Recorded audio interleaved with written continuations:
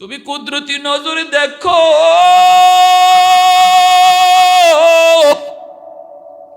আমি নবী সবাইকে ক্ষমা করে দিয়েছি। এরপর ওরা বিশ্বাস করে না গো আল্লাহ, আমার কোনো দোষ নাই, আমি কো বদলা নেওয়ার কথা বলি নাই গো মালিক। ওরা যে আমার ভয়ে বাড়িঘর চাইরা দিছে, কিয়ামতের ময়দানে এর জন্য আমি নবীর তুমি পাকড়াও কইরো না আল্লাহ, আমি তো ওদেরকে বদলার কথা বলি নাই। আমার নবী রহমতের নবী যখন চোখের পানি ঝরায় ঝরায় এই বোঝাটা লইয়ার সামনের দিকে যায়, মহিলা পিছন থেকে মায়ার নবীর জন্য দোয়া করে, যুবক তুমি তো সাধারণ মানুষ না, তুমি মনে হয় আল্লাহর ফেরেশতা, তুমি মনে হয় ভগবানের পাঠানো কোনো দূত, তোমার মতো যুবক এই জমিনে হয় না। পিছনে তাইকা তাইকা নবীর জন্য দোয়া করতেছে, লম্বা লম্বা দোয়া করে। নবীকে চিনে না, মহিলা নবীকে চিনে না, মনে করছে মক্কার একজন যুবক। পাহাড়ের কিনারে যাওয়া মাত্রই নবী কই মা, মহিলা পিছন দিয়া কই বাবা এখানে রেখে দাও। আমার নবীর চেহারার মধ্যে হাত বুলায়, বাবা এত সুন্দর তোমার চেহারা, এত মায়া তোমার চেহারা, বাবা এখন যে তুমি মক্কায় যাইবা এই পথ দিয়া যাইও, এই দিকে যাইও না। আল্লাহ নবী বলতেছে মা আম্মা মা গো এই দিকে গেলে কি হবে? কয় বাবা এই দিকে গেলে মুহাম্মদের সামনে পড়ার ভয় আছে রে বাজার, এই রাস্তা দিয়ে তুমি যাইও না, এই রাস্তাটা বড় বিপদ, ওই দিকে চইলা যাও। আল্লাহ নবী তখন আর কথা বন্ধ করতে পারেন নাই, নবী আর কথা বন্ধ রাখতে পারেন নাই। নবী তখন বলতেছেন মা গো মুহাম্মদ সম্পর্কে তোমার ধারণা কেমন? কয় মুহাম্মদ তো কঠিন দিলের মানুষ, খালি রক্তপাত পছন্দ করে, খুন খারাপি পছন্দ করে। মায়ার নবীর চোখ থেকে দর দর করে পানি পড়ে, নবী কান্দেন আর পানিগুলি আঙ্গুল দিয়ে মুছেন আর কয় মা মুহাম্মদ সম্পর্কে তোমার যে এই ধারণা, এটা কি মুহাম্মদ রে কোনোদিন দেইখা তুমি এমনটা মনে করতেছ, নাকি মানুষের কথা শুই না? মহিলা কই বাবা আমি মুহাম্মদকে কোনোদিন দেখি না। 10,000 সাহাবায়ে কেরাম নিয়ে মায়ার নবী মক্কার উপকণ্ঠে নবী হাজির হয়ে গেলেন। হাজির হয়ে নবী অবস্থান করলেন সমতল জায়গায়। আবু সুফিয়ান খবর পেয়ে গেল নবী মক্কা দখল করার জন্য তিনি রেডি, মক্কার কাছাকাছি চলে এসেছেন। কিন্তু কি পরিমাণ লোক আল্লাহর নবীর সাথে এনেছেন রে, আবু সুফিয়ান জানে না, মক্কার কাফেররা তারাও জানে না নবীর সাথে কি পরিমাণ লোক আছে। আবু সুফিয়ান রাতের অন্ধকারে একজনকে পাঠাইল, যা একটু দেখ মুহাম্মদের সাথে কি পরিমাণ লোক আছে। আল্লাহর নবী সাহাবায়ে কেরামদেরকে বলেন, সাহাবীরা রে সন্ধ্যা হয়ে গেছে, এখন আমরা মক্কায় ঢুকবো না, রাতের অন্ধকারে যদি মক্কায় ঢুকি আবু সুফিয়ান আর মক্কার মানুষগুলি তারা যদি আমাদেরকে বাধা দেয় তাহলে তো আমরা প্রতিহত করব, এতে করে ঝগড়া বেঁধে যাবে, জান যাবে, প্রাণ যাবে।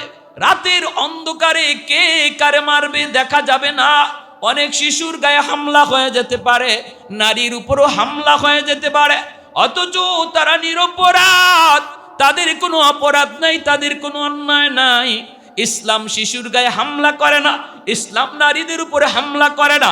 আদর্শ শিখায় ইসলাম, মানবতা শিখায় ইসলাম, মানবতা শিখায় গেছেন আমার নবী। অথচ আমার নবী রহমতের নবী মক্কায় নবী যখন ঢুকবেন সন্ধ্যা হয়ে গেল, নবী বলেন সাহাবীরা রাতের অন্ধকারে আমরা মক্কায় ঢুকবো না, মক্কায় যদি রাতের অন্ধকারে ঢুকি নারীর গায়ে হামলা হতে পারে, শিশুর উপরে হামলা হতে পারে না, ইসলাম এটা সমর্থন করে না। রাত আমরা এই সমতল জায়গায় কাটাবো, সকালবেলা মক্কায় ঢুকবো, যার হাতে কোনো অস্ত্র নাই তার গায়ে তলোয়ার চলবে না, ঘরের ভিতরে যে অবস্থান করবে তার ঘরেও হামলা হবে না, বাইতুল্লাহ যে আশ্রয় নিবে তার উপরও কোনো হামলা হবে না। সন্ন্যাসী ধর্মীয় যাজক দ্বারা, ধর্মীয় যাজক এদের উপরও কোনো হামলা হবে না। যারা তলোয়ার নিয়ে সামনে আসে শুধু ওদের সাথেই হামলা হবে, প্রতিবাদ হবে, আর কারো গায়ে তলোয়ার উঠবে না, এমনকি গাছের পাতাটা পর্যন্ত ছিঁড়া যাবে না। নবীজি সমতল জায়গায় 10,000 সাহাবায়ে কেরামদেরকে নিয়ে সন্ধ্যার সময় অবস্থান করলেন। আল্লাহ নবী কত বড় রণকৌশলবিদ ছিলেন বুঝছেন। নবী বলতেছেন সাহাবীরা এশার নামাজের পরে আল্লাহ নবী কয় সবাই চুলা বানাইবা না, খানা দানা পাক করা লাগবে না? সাহাবীরা কহ খানা দানা পাক করতে তো চুলা বানাইতে হবে। নবী কয় চুলা যে বানাইবা আমাদের 10,000 মানুষের জন্য যদ্দুর চুলা লাগার প্রয়োজন ডাবল বানাও, ডাবল চুলা নবীজি ডাবল বানাইতে বলছেন। যদি লাগে 10,000 মানুষের জন্য 1,000 চুলা, নবী বলতেছেন 2-3 হাজার চুলা বানাও। এখন চুলা বা সাহাবাই কেরাম বুঝতেছেন না যে ঘটনা কি, নবীজি এত চুলা বানাইতে বলেন কেন? নবীজি বলেন যা বলছি তা করে। সাহাবাই কেরাম তো নবীকে কোনো প্রশ্ন করতেন না, ইয়া রাসূলুল্লাহ এটা কেন, এই প্রশ্ন নাই। নবী বলছেন আর কোনো কথা নাই, ঠিক না? আমিও যদি নবীর উম্মত হয়ে থাকি আমার কথা এখানেই শেষ। যেখানেই শুনবো আমার নবীর কথা সামনে এসেছে, যখনই শুনবো আমার নবীর হাদিস সামনে এসেছে, নবীর কথা চলে এসেছে, আমার যুক্তি, আমার বুদ্ধি, আমার বিবেক সব এখানে ওকেজু, এর নাম হলো উম্মত। আমার মতে মত নয়, নবীর মতে মত, তার নাম হলো উম্মত। ঠিক কিনা জোরে কর?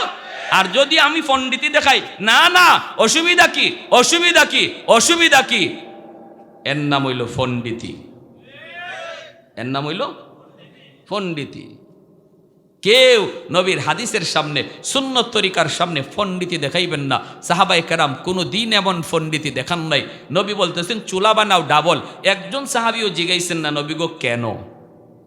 বুঝে আসছে? এরপর আল্লাহ নবী বলে শোনো, রাতের বেলা তো বাথরুমও লাগবে, বাথরুম বানাইবা আমাদের যা প্রয়োজন এর চেয়ে অর্ধেকের কম, অর্ধেক কম। বাথরুম যদি লাগে 1000 বানাও 500। এখানেও সাহাবীরা জিগান না কেন, কেনটা পরে বুঝছেন। আবু সুফিয়ান সন্ধ্যার সময় গুপ্তচর পাঠাইছে, মোহাম্মদ কি পরিমাণ লোক নিয়ে আসছে মক্কা দখল করার জন্য, একজনে দেখে আসো।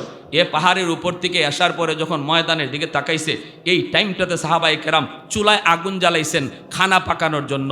এখন চুলা ডাবলের ডাবল, সব চুলায় যখন আগুন জ্বলছে, এই গুপ্তচরে পাহাড়ের উপর থেকে কয় আস্তাগফিরুল্লাহ, আমি মানুষ গণমু কখন, চুলা গই নেই তো কুল ভাই না। আমারে লিডারে ফাটাইলো মানুষ গণবো, মানুষ আমি কবে গণবো? হে দেখে পুরা ময়দান খালি আগুন আর আগুন। দৌড় দিছে পিছনে ব্যাগ গিয়া গিয়ে ওই লিডার কয় লিডার খবর বড় জটিল খারাপ। কয় কি হইছে? কয় মুহাম্মদ যে কি পরিমাণ লোক সাথে লইয়া আইছে এর হিসাব নাই। কেন কস না, কস না তুই কত, 5,000, 2,000, 10,000, 20,000? আরে রাখো তোমার 10,000, 20,000, চুলাই তো আছে 10-20,000, চুলাই তো আছে 10-20,000। মানুষ নিচেও 50-60,000-এর কম হবে না। এক চুলার মাঝে কি একজনের খানা ফাঁকায়? এক চুলার ভিতরে 10 জন 20 জনের চুলা ফাঁকায়। আমি চুলা গণ্যা শেষ করতে পারি নাই। আবু সুফিয়ান কয় আস্তাগফিরুল্লাহ, ভগবান রাম রাম রাম, কোন কাম হয়, রাম রাম রাম কোন কাম হয়। শেষ সাথে ফাটাইছে গুপ্তচর আরেকটা সিআইডি, কয়ে তুই যাই একটু দেখে আয় তো, এ আগ্রাইতে যে খবর দিল এর খবর সঠিক না বেঠিক। আরে সকালবেলা যে যুদ্ধ করব আগে তো বুঝতে হইব শত্রু দুশ্মনের তাদের শক্তি কেমন, জনবল কেমন, এটা তো বুঝে যুদ্ধ করা লাগবে। তুই একটু দেখে আয় না, আগ্রাইতে হে যে রিপোর্ট দিল এটা সঠিক না বেঠিক। এ যে টাইমে গেছে এই টাইমে ঘুম থেকে সাহাবায়ে কেরাম উঠা সবাই বাথরুমের সামনে গিয়ে লাইন ধরছে। বাথরুম তো নবী বলছেন যা লাগে এর চেয়ে অর্ধেক কম বানাও। এখন বিশাল লাইন এক এক বাথরুমের সামনে। ইস্তেমার ময়দানে দেখছেন না হালত কি হয়? এ পাহাড়ের উপর থেকে ছায়া কয় রাম রাম রাম রাম, আমি মানুষ গণমু কখন? বাথরুমের সামনে যে হাজারে বিজারে খাড়াই রয়েছে, সবার তো আর বাথরুমে ধরছে না। যদি এক তাঁবুতে 50 জন থাকে, আইসে মাত্র 2 জন বা 3 জন বাথরুমও, বাকি 40 জনই তো তাঁবুতে রয়েছে। হাই রে হাই, কার সাথে কি যুদ্ধ করব?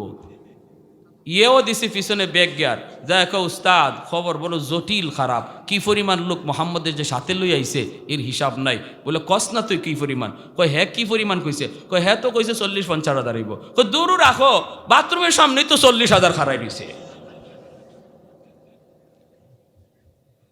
আবু সুফিয়ান কয় যার যার জান বাঁচা, আমি আমার জান বাঁচাই। ওই দেখেন, এজন্যই পৃথিবীর বড় বড় গবেষক, শ্রেষ্ঠ রণকৌশলবিদ যদি পৃথিবীর ইতিহাসে কেউ থাকে, সেই গবেষণায় আমার নবীর নাম সবার আগে উঠেছে। আমার নবীর নাম সবার উপরে। পৃথিবীর শ্রেষ্ঠ রণকৌশলবিদ, যুদ্ধের কৌশল পৃথিবীতে কে সবচেয়ে বেশি জানতেন, এই ইতিহাস যখন বেঈমানরা লিখছে, সেখানেও আমার নবীর নাম সবার আগে। সুবহানাল্লাহ। কোন নবীর উম্মত হইছো এই খবর তোমার নাই, তুমি আসো বান্দরের বাচ্চা হইবার লাগি ভাগল। হাই রে বান্দরের বান্দর, আমি যে কি এটা আমি জানি না, আমার পরিচয় আমি জানি না, এই হলো আমাদের হালত। আর খালি বান্দরে কয়ে কি লাভ, মুসলমানের বাচ্চারাও আছে। এই কিছুদিন আগে আর্জেন্টিনা ব্রাজিল গেছে না, কত যে মেসির উম্মত খারাইছে রাস্তায়, আর কত নেইমারের উম্মত যে খারাইছে। কি জবাব দিবা, কি জবাব দিবা?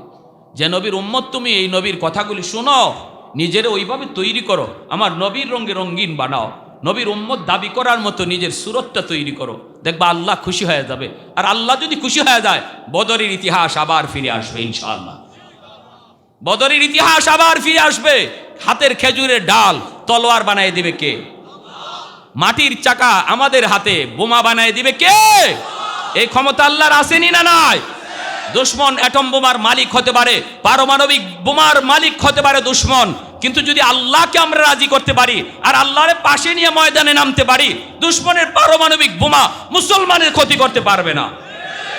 আমার ভাইয়েরা, বন্ধুরা, যুবক, আল্লাহর নবী তিনি মক্কায় ঢুকলেন, এই অবস্থায় কেউ নবীর সামনে দাঁড়ায় না, সাহাবায়ে কেরামের সামনেও কেউ দাঁড়ায় না। আল্লাহর নবী মক্কায় ঢুকে বলতেছেন, সাহাবীরা রে, এতদিন পর্যন্ত তোমাদের বাড়ি ঘর, এখন শুনলেন কথাটা, শুনলেন, এখনের কথাগুলো সবচেয়ে ইম্পর্টেন্ট। মুহাম্মাদুর রাসূলুল্লাহ ওয়াল্লাযীনা মাআহু আশিদ্দাউ আলাল কুফফার রুহামাউ বাইনাহুম। কাফের কুফফারদের ক্ষেত্রে নবী গরম, ইমানদারের ক্ষেত্রে নবী নরম। আমার নবী কতটা নরম ছিলেন, কতটা নরম ছিলেন। দুশমনদের সামনে নবী মানবতা দেখাইছেন। আমার নবী শুধু মুসলমানের জন্য রহমতের নবী না, কুল কায়নাতের জন্য রহমত। নবীজি মক্কায় ঢুকলেন, ওই মক্কার মানুষগুলি নবীকে মক্কায় থাকতে দিল না, নবীকে জোর করে মক্কা থেকে বের করে দিল। অথচ জন্মভূমিতে কার না থাকতে মন চায়, এরপরও মায়ার নবীকে জন্মভূমিতে থাকতে দিল না। আল্লাহর নবী সাহাবায়ে কেরামদেরকে ডাক দিয়া বলেন, সাহাবীরা রে, এতদিন পর্যন্ত তোমাদের বাড়িঘর দখল করে রেখেছিল বেঈমানগুলি, মালিক ছিল তোমরা, কিন্তু দখলে ছিল বেঈমান কাফের কুফফারদের। আজ তোমরা বাড়িঘর ফিরে পাওয়ার জন্য মক্কা দখল করো নাই। আমি নবী মক্কায় এসেছি আমার বাড়ি দখল করার জন্য নয়, বরং আমি নবীর বাড়িটাও যে দখলে নিয়ে রাখছি, আমি নবী আজ তার কাছে যায় বলবো, ভাইরে, এতদিন পর্যন্ত এই বাড়ির মালিক তুমি ছিলা না, মালিক ছিলাম আমি, তুমি ছিল দখলদার। আজ আমি নবী তোমাকে মালিক বানায়া দিলাম। আরেকটু আস্তে সুবহানাল্লাহ কোন, আরেকটু আস্তে সুবহানাল্লাহ কোন। পৃথিবীর জমিনে এমন কোন নজির কেউ দেখাইতে পারবে? পৃথিবীতে এমন কোন নজির কেউ দেখাইতে পারবে না। এত নির্যাতন, আমার ঘর থেকে যে পিটাইয়া আমারে বাইর করলো, বাইর কইরা এই ঘরের মধ্যে দখলদারি লইয়া বইয়ে থাকলো, পরে আমি শক্তি জুগাইয়া এই বাড়ি দখল করলাম, এরপরে আমি বাড়ির দখলে নিলাম না, বরং আমি কোনো বদলাও নিলাম না, তারে মারলামও না, মাইরা বাড়ি থেকে বেরো করলাম না, বরং আইসা বললাম, ভাইরে, তুমি আমারে মারছিলা, আমি বাড়ি চাইরা চলে গেছিলাম, তুমি এই বাড়ি দখল করে নিছো, আজ আমি তোমাকে এই বাড়ির মালিকানাও বুঝাইয়া দিলাম। একটা নজির দেখাও, একটা নজির দেখাও, একটা নজির দেখাও বৌদ্ধ ধর্মের, একটা নজির দেখাও খ্রিস্টান ধর্মে, একটা নজির দেখাও ইহুদি ধর্মে। এমন কোন ধর্মের কোন ধর্মীয় নেতার একটা নজির, একটা দৃষ্টান্ত দেখানো যাবে না। হুম শান্তি, হুম শান্তি, হুম শান্তি, হুম শান্তি কয়া কয়া যেই বৌদ্ধরা শান্তির স্লোগান দেয়, এই বৌদ্ধরাই আজকে মায়ানমারের জমিনে মুসলমানের রক্তে জমিন লাল কইরা অশান্তির সৃষ্টি করেছে। ঠিক কিনা জোরে খান?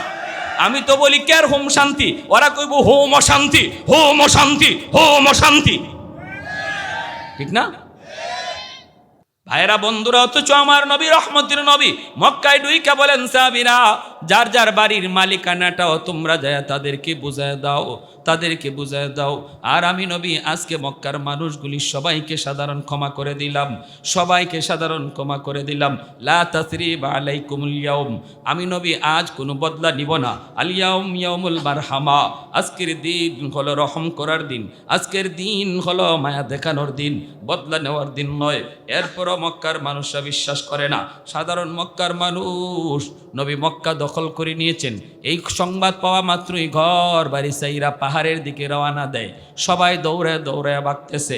একজন বৃদ্ধা মহিলা মাথার মধ্যে ভারী একটা বোঝা লইয়া, ওই মহিলাও সে পাহাড়ের দিকে দৌড়ায়। আল্লাহর নবী, রহমতের নবী, তিনি তাকায় তাকায় দেখেন মানুষগুলি নবীর কথা বিশ্বাস করে না। নবী একজনকে জিজ্ঞেস করেন, মহিলারে জিজ্ঞেস করেন, মা তুমি কোথায় যাও?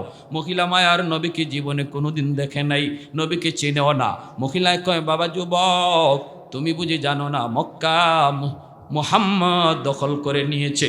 আল্লাহর নবী বলেন, মা গো আমি জানি মুহাম্মদ মক্কা দখল করেছেন, কিন্তু ভয় পাবো কেন? তিনি তো সবাইকে সাধারণ ক্ষমা করে দিয়েছেন, তিনি তো বলেছেন তিনি বদলা নেবেন না। মহিলায় কয়, বাবা যুবক, মুহাম্মদকে তুমি চিনো না রে বাবা। মুহাম্মদ কঠিন দিলের মানুষ, রক্তপাত পছন্দ করে, ঝগড়া বিবাদ পছন্দ করে, মারামারি কাটাকাটি পছন্দ করে। মুহাম্মদ কঠিন দিলের মানুষ। যেই নির্যাতন মক্কার মানুষগুলি মুহাম্মদকে করছে আমি নিজের চোখে দেখছি। অতএব বদলা না নিয়ে ছাড়বে না। যদিও কয় বদলা নিবে না, কিন্তু এরপরও কিছু না কিছু নিবই। যেই নির্যাতন মক্কার মানুষগুলি মুহাম্মদকে করছে রে যুবক, আমি নিজের চোখে দেখেছি। অতএব তাড়াতাড়ি যান বাঁচাও, তাড়াতাড়ি যান বাঁচাও। আল্লাহ নবী, রহমতের নবী তখন বলে, মা বোঝাটা অনেক ভারী গো মা, তুমি বৃদ্ধা মানুষ, তোমার জন্য নিতে কষ্ট হবে। আমি জোয়ান মানুষ, আমার মাথায় তুমি বোঝাটা উঠায় দাও, আমি তোমাকে জায়গা মতো পৌঁছায় দিব। মহিলা নবীর মাথায় বোঝাটা উঠায় দিল। আল্লাহর নবী মাথার মধ্যে বোঝা লইয়া আমার রহমতের নবী যখন যান, চোখ থেকে দর দর করে পানি পড়ে আর কান্দে। আর নবী কই, মালিক তুমি কুদরতি নজরে দেখো,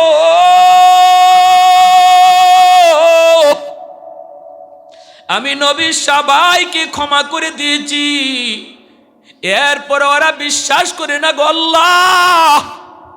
আমার কোনো দোষ নাই, আমি কো বদলা নেওয়ার কথা বলি নাই গো মালিক। ওরা যে আমার ভয়ে বাড়িঘর চাইরা দিছে, কিয়ামতের ময়দানে এর জন্য আমি নবীর তুমি পাকড়াও কইরো না আল্লাহ। আমি তো ওদেরকে বদলার কথা বলি নাই। আমার নবী, রহমতের নবী যখন চোখের পানি ঝরায় ঝরায় এই বোঝাটা লইয়ার সামনের দিকে যায়, মহিলা পিছন থেকে মায়ার নবীর জন্য দোয়া করে, যুবক তুমি তো সাধারণ মানুষ না, তুমি মনে হয় আল্লাহর ফেরেশতা, তুমি মনে হয় ভগবানের পাঠানো কোনো দূত, তোমার মতো যুবক এই জমিনে হয় না। পিছনে তাইকা তাইকা নবীর জন্য দোয়া করতেছে, লম্বা লম্বা দোয়া করে। নবীকে চিনে না, মহিলা নবীকে চিনে না, মনে করছে মক্কার একজন যুবক। পাহাড়ের কিনারে যাওয়া মাত্রই নবী কই, মা। মহিলা পিছন দিয়া কই, বাবা এখানে রেখে দাও। আমার নবীর চেহারার মধ্যে হাত বুলায়, বাবা এত সুন্দর তোমার চেহারা, এত মায়া তোমার চেহারা। বাবা এখন যে তুমি মক্কায় যাইবা, এই পথ দিয়া যাইও, এই দিকে যাইও না। আল্লাহ নবী বলতেছে, মা আম্মা, মা গো এই দিকে গেলে কি হবে? কয়, বাবা এই দিকে গেলে মুহাম্মদের সামনে পড়ার ভয় আছে রে বাজার, এই রাস্তা দিয়ে তুমি যাইও না, এই রাস্তাটা বড় বিপদ, ওই দিকে চইলা যাও। আল্লাহ নবী তখন আর কথা বন্ধ করতে পারেন নাই, নবী আর কথা বন্ধ রাখতে পারেন নাই। নবী তখন বলতেছেন, মা গো মুহাম্মদ সম্পর্কে তোমার ধারণা কেমন? কয়, মুহাম্মদ তো কঠিন দিলের মানুষ, খালি রক্তপাত পছন্দ করে, খুন খারাপি পছন্দ করে। মায়ার নবীর চোখ থেকে দর দর করে পানি পড়ে। নবী কান্দেন আর পানিগুলি আঙ্গুল দিয়ে মুছেন আর কয়, মা মুহাম্মদ সম্পর্কে তোমার যে এই ধারণা, এটা কি মুহাম্মদ রে কোনোদিন দেইখা তুমি এমনটা মনে করতেছ, নাকি মানুষের কথা শুই না? মহিলা কই, বাবা আমি মুহাম্মদকে কোনোদিন দেখি নাই, আবু জাহেলের কথা শুই না, আবু সুফিয়ানের কথা শুই না, আমি দেখেছি ওই মক্কার কাফেরগুলির কথা শুই না। ওরা বলছে মোহাম্মদ খুনাখুনি পছন্দ করে। এইবার মায়ার নবী দয়ার নবী চোখের পানিটা মুইসা কয়, মা গো, মোহাম্মদকে আর মানুষের কথা শুই না চিনতে হবে না, আজকে নিজের চোখে তুমি দেইকা চিনে নাও। যেই যুবক এতক্ষণ পর্যন্ত তোমার বোঝা মাথায় লইয়া এই পর্যন্ত পৌঁছায়া দিল, আমি সেই যুবক যার নাম হলো মোহাম্মদ। মহিলার সাথে সাথে চিৎকার দেয়া জমিনে পইরা যায়, মায়ার নবীর গলা জড়ায় ধরে, বাজান রে, এতদিন পর্যন্ত বেঈমান আমারে কি বুঝাইলো, ওরা কি শুনাইল, আজকে নিজের চোখে মোহাম্মদকে দেখলাম বাবা, আমার বুঝ হয়ে গেছে এই জমিনে তোমার চেয়ে এত সুন্দর মানুষ, এত আখলাকওয়ালা মানুষ, এত নরম দিলের মানুষ আল্লাহর জমিনে আর আরেকজন আছে আমার মনে হয় না। বাবা আমি আর দেরি করতে চাই না, তাড়াতাড়ি আমাকে কালেমা পড়ায়া মুসলমান বানায়া দাও। আর একটু জোল্লাহ, আর একটু জোরে কোন সুবহানাল্লাহ, আল্লাহু আকবার। तकबीर में कलमा में नमाजों में यज़ा में, तकबीर में कलमा में नमाजों में यज़ा में, है नाम इलाही से मिला नाम मोहम्मद, है नाम इलाही से मिला नाम मोहम्मद। महबूब ने कहा सल्ली अला नाम मोहम्मद, आँखों की जिया दिल की जिला नाम मोहम्मद, आँखों की जिया दिल की जिला नाम मोहम्मद। একটু জোরে কোন আল্লাহু আকবার। এই নবীর আদর্শই মানুষকে মানুষ বানায়, এই নবীর আদর্শই মানুষকে মানবতা শিখায়, এই নবীর আদর্শই মানুষকে সভ্য মানুষ বানায়। আরবের ওই মানুষগুলি, যেই মানুষগুলি সভ্যতা জানতো না, আরবের ওই মানুষগুলি, যেই মানুষগুলি অন্ধকার জগতে ছিল, ওই মানুষগুলি আমার নবীর এই আদর্শ গ্রহণ করার দ্বারা পৃথিবীর শ্রেষ্ঠ সভ্য মানুষ হয়েছে। জাহিলি যুগ আলোকিত যুগ হয়েছে, জাহিলি মানুষ আলোকিত মানুষ হয়েছে। আওয়াজ দিয়া বলেন ঠিক কি না? এজন্য মুসলমান সব রং ছেড়ে দাও, মদিনাওয়ালা রং ধরো। তুমি স্কুলে পড়ো বাধা নাই, কলেজে পড়ো বাধা নাই, ভার্সিটিতে পড়ো বাধা নাই, আমি বাধা দিব না। কলেজে গেলেও ভুইলো না তুমি নবীর উম্মত, তুমি ডারউইনের উম্মত নাও, তুমি মেসির উম্মত নাও, তুমি কোনো খেলোয়াড়ের উম্মত নাও। যেখানেই পড়ো, যেখানেই থাকো, মনে রাখবা আমি শ্রেষ্ঠ নবীর শ্রেষ্ঠ উম্মত। আমার মধ্যে নবীর রং থাকবে, আমার মধ্যে নবীর আখলাক থাকবে, আমার মধ্যে নবীর আদর্শ থাকবে। 5টা বছর ছেলের মাদ্রাসায় পড়াও, শিশুকালে বাচ্চাগুলির 5 বছর মাদ্রাসায় পড়াও, 5 বছর মাদ্রাসায় পড়ায় তুমি হাই স্কুলে দাও, বাধা নাই। ডাক্তার বানাও, ইঞ্জিনিয়ার বানাও, অসুবিধা নেই, বাধা দেব না।